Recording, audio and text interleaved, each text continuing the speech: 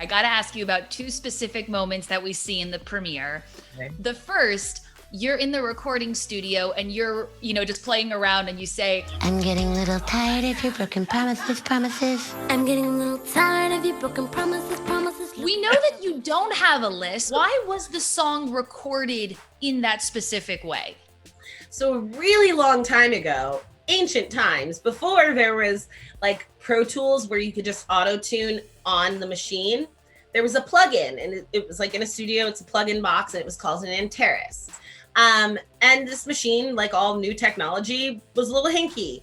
And when they went to mix my vocals, the Antares corrected the notes, but gave me a lisp. There's no other explanation for it. If you turned the Antares off, I didn't have a lisp, but all my notes were wrong. So they were like, which one's better? This is your legacy. I mean, how do you feel about it? I have two separate feelings. Taking myself out of the equation, because I don't have a lisp, when people call me names or make fun of it, it doesn't personally affect me because I don't have a lisp. However, people with actual speech impediments, I don't think it's funny to poke fun at that. They do struggle with it all the time. It's not something that's funny. They're trying to communicate the same way that you are. So on that level, I'm like, stop. That's not cool. Like, just stop. But when it's directed directly towards me, it doesn't really hurt me because it's not true. But I do understand, and I wish people would stop because they hear me talk all the time. I've done like a lot of movies, and you never hear like it's only on that. Is it like, do I just get a magical lisp on that song? Like, I don't know. You put out some solo music about a decade ago.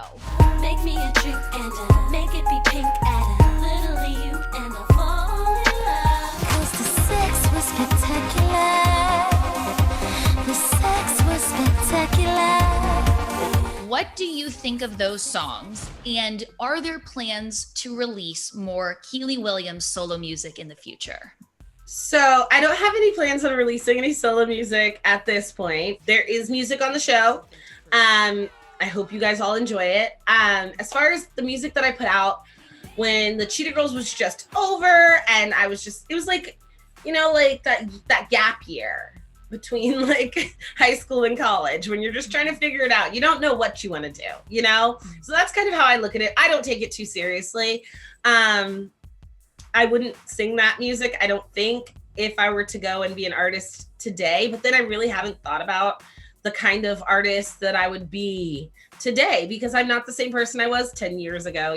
I've got a baby and a husband and, lots of different responsibilities and a different set of experiences that I would want to share. You don't want to be in a group. You're obviously not creative director. So what are you? A starter? You've kind of been living behind the camera for the last decade or so. What was it about this project that you were like, I'm ready to come out of retirement and let's do this? The original attraction to the project was how much I hate the stigma that girl groups can't stay together. And even though I'm pretty negative about the probability of girl groups staying together, I still have this like, if I can only find the right formula, if I can only just figure out like the right personality types, the right circumstance, like what could make it work? Because women can work together in every other industry in the world. And it just seems like girl groups, it's like something always happens and there's drama and infighting and all that stuff. And I just wanted to dispel that myth because I don't believe it's true. I really do think that if women come together working towards a common goal, we can do absolutely anything.